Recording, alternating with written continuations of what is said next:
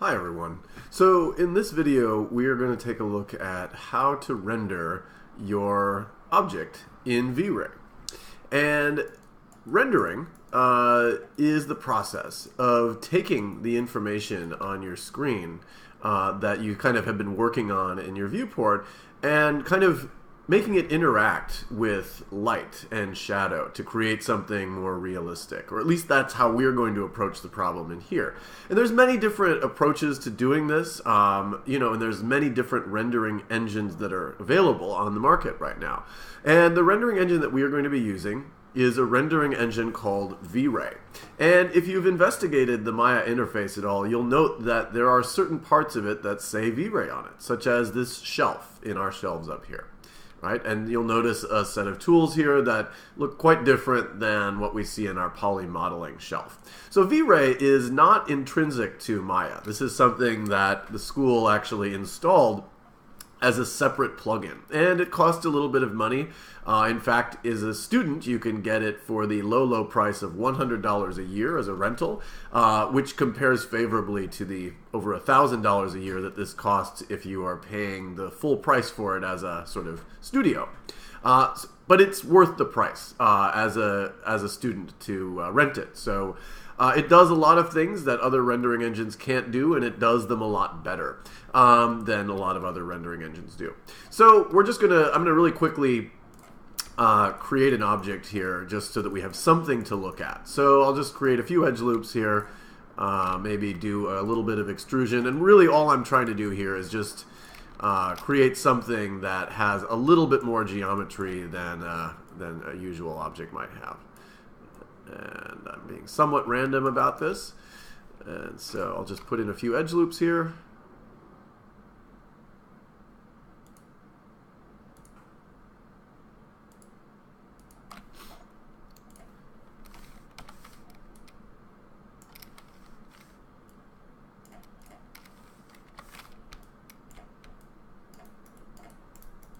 And I'll give this enough geometry just so that we have a couple of things to look at in our viewport. Now obviously for the projects that we're doing in here, your results will be very different. I'm also going to just subdivide this a little bit more so that we don't get such crazy faceting when we perform our render. So I am going to go to my attribute editor and open up my shape node here, and this is not something you need to do for your render, but I'm simply just upping the number of subdivisions on these objects so that when we smooth them, they will smooth very nicely. You can see here how we've got a really nice highlight on the edge here. Okay, so let's say that this is your object, right? And you're going to be rendering this and turning it in for critique in class. There are sort of a few things that you need to consider when you're rendering something. Three in particular. First of all, we need to place this object somewhere in space. Right now, this is existing against an empty black background, and we want to put it somewhere. And the reason we want to put it somewhere is we need it to respond to light and shadow, right? And so if we are not putting this against any kind of background, the light that hits this will just sort of go off into space and won't bounce around. And if we think about how an object exists in reality, light is always bouncing off of it and reflecting off of it and so on into the surrounding space. And so we need something to kind of let the light let these objects cast shadows and to reflect light back onto the objects. So we want a background for this thing.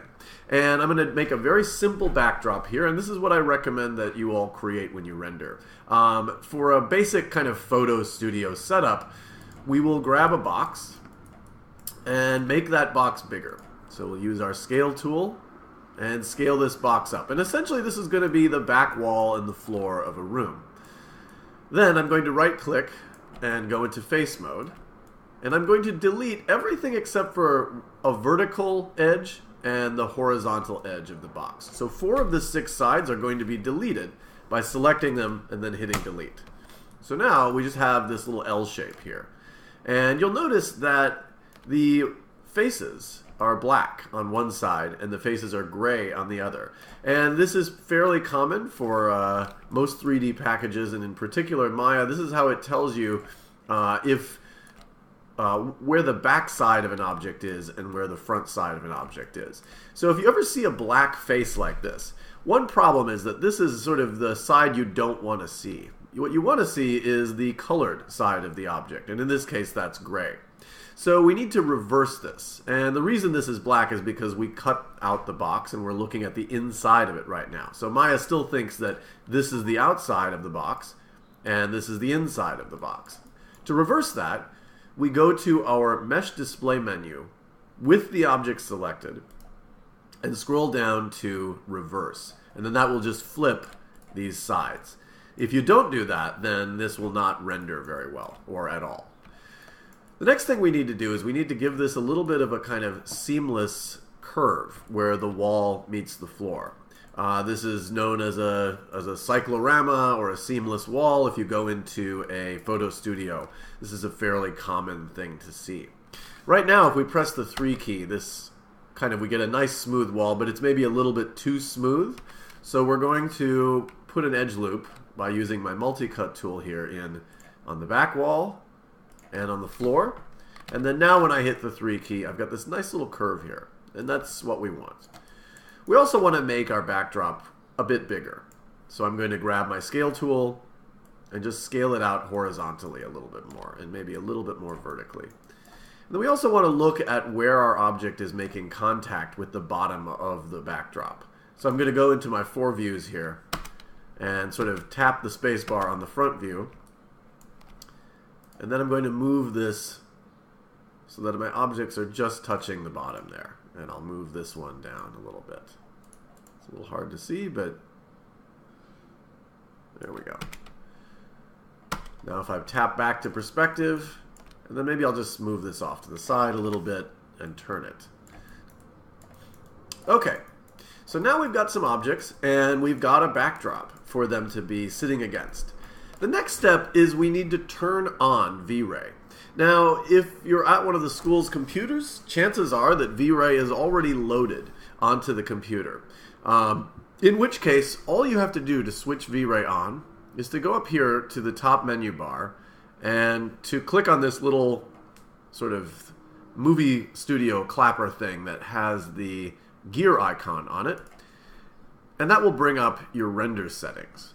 Now, currently, this is not the right set of render settings because you'll notice there's a little message here that says render using and then a toggle box, and in that toggle box it says Arnold renderer.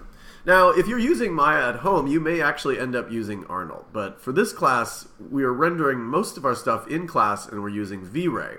So we want to switch this from Arnold to Vray. So I'll click on Arnold renderer and scroll down to Vray. If you don't see Vray as an option in here, in the school's computers, you may have to actually activate it as a plugin. This is an optional step. If you don't see Vray here, you can go to Windows, Settings Preferences, and Plugin Manager. And it will load up this very intimidating looking list of plugins here.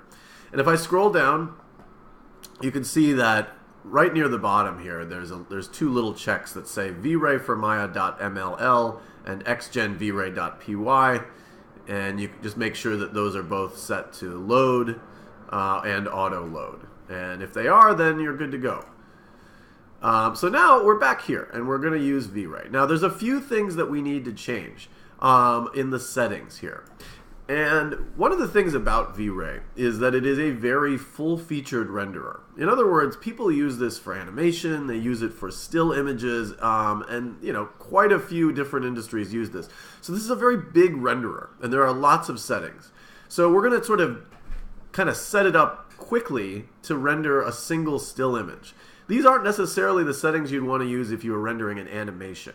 But for what we're doing here in class, since we're rendering a single still image, we want to check a few things. The first thing we want to do is we want to go to this little tab here that says Overrides. And we want to go to this little checkbox here that says Viewport Subdivision and check the box. And what that means is that Vray will know that, let's say if we have the 3 key pressed and we're smoothing out the object, Vray won't render the sort of smoothed object unless you have this checked. And if you forget to check this, you'll get an object that even though it looks smooth in the viewport will not look smooth in your render. So make sure this is checked. And then we can, for the time being, exit our render settings just by closing this window. And then we want to go to the Vray shelf.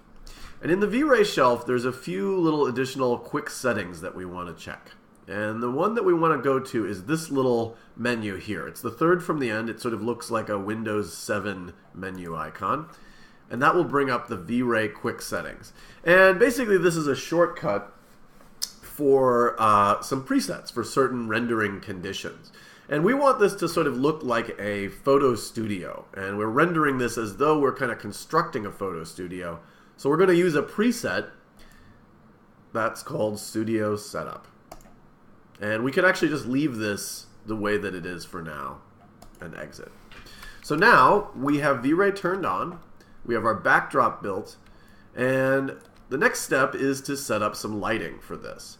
And we're going to stay in our Vray shelf here, and we're going to click on this light icon in particular here. This is called a Vray rectangular light. In other renderers, this is called an area light. And you don't want to use the other lights in here for now. You only want to use the one that's sort of a rectangle. Some of these are less realistic, and some of them are much more complicated to set up. The Vray rectangular light will give you very good results very, very quickly. So if we click on that, we get a light. And the light, if we just look at this isolated in our viewport here, is a rectangle. And the rectangle has this little arrow sticking out of it.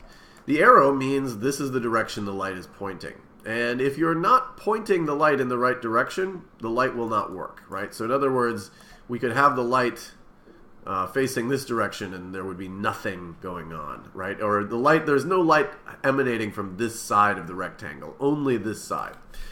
So what we need to do is position these so that they're facing our objects in a nice way. To do that, we need to use our panels. So we need to select the light, and then we're actually going to look through it so that we can pretend that the viewport is basically the light. So we're going to look through the light as though it were a camera. So we select the light, go to Panels, and scroll down to Look Through Selected.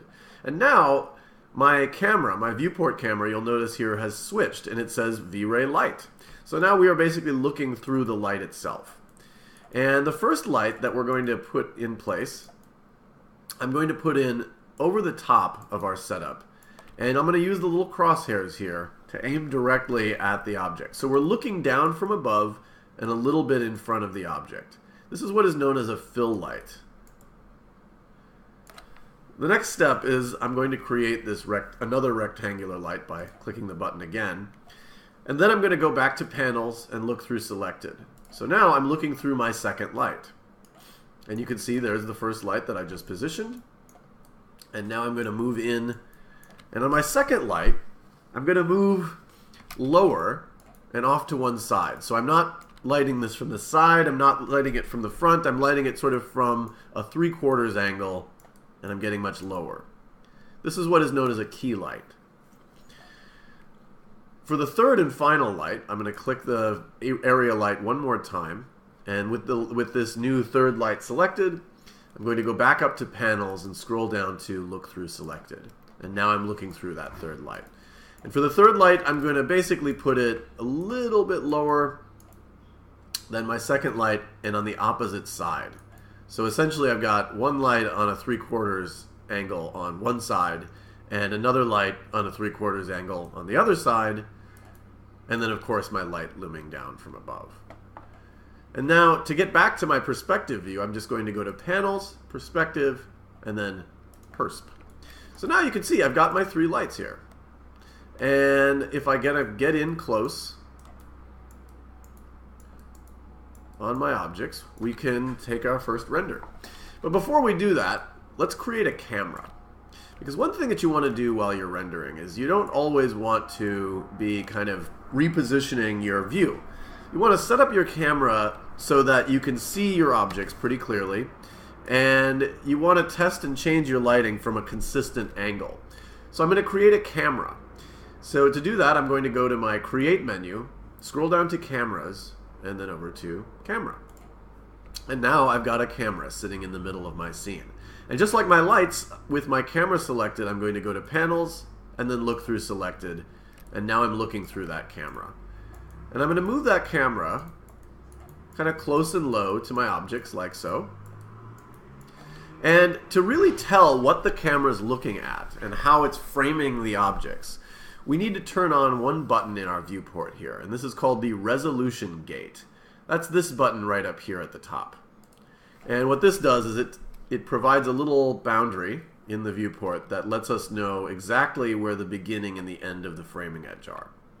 And if I just tighten that view up a little bit, I'll have a nice sense of what my render is going to look like. Okay, so that looks pretty good. Now we're ready to render. So to render this, all we need to do is, well, there's two steps to rendering. The first step is to kind of, adjust our lighting and make some general changes and add materials to the objects. And while we do that, we want to use this faster version of rendering called the IPR, which is essentially an interactive production renderer. So if I click this button, this window comes up, and it will adjust interactively as I go. Now you can see here I've got a totally blown out image, meaning that everything's white. I've got a few shadows going on here, which means my lights are turned up way too high. So I can go back to my my lights here, click on them in the outliner, and it will bring up the settings for the light, and I can just turn some of these down. So I'm going to turn down my lights to about 5 to start with, instead of the default setting of 30. And I'm doing that inside the intensity multiplier in the attribute editor. So there we go. We've got a nice kind of a little bit darker render. Everything's not sort of so blown out. The next step is going to be maybe to add a little bit of color to these lights so that I can tell where the light is coming from.